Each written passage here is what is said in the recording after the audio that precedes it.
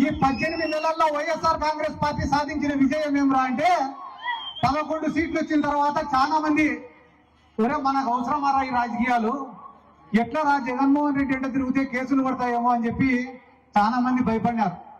కానీ 18 నెలల తర్వాత ఈ రోజు గ్రామాలలో పరిస్థితి ఎట్టుందిరా అంటే ఒరే మనం కూడా 2-3 నెలలు జైలుకు వేసే తప్ప జగన్మోహన్ రెడ్డి దృష్టిలో మనం పడేటట్టుందా. కాబట్టి దేనికైనా సిద్ధం కానీ జగన్మోహన్ రెడ్డిని మళ్ళా ఒకసారి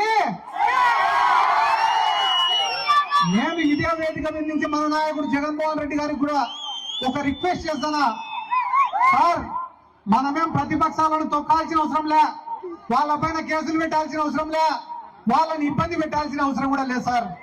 మీరు ఏం ప్రణాళిక రూపొందించుకుంటారో రూపొందించుకోండి సార్. ఒక 10 సంవత్సరాలు మన గవర్నమెంట్ ఉండేలాగా చూడండి సార్.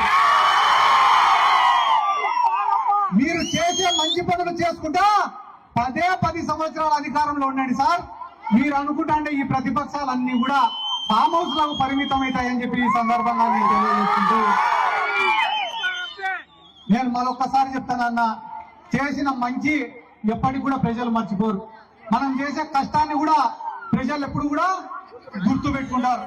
ఈ రోజు జగన్మోహన్ రెడ్డి గారికి ఆయన చేసిన మంచి శ్రీరామ రక్షని కూడా ఈ సందర్భంగా నేను తెలియజేసుకుంటూ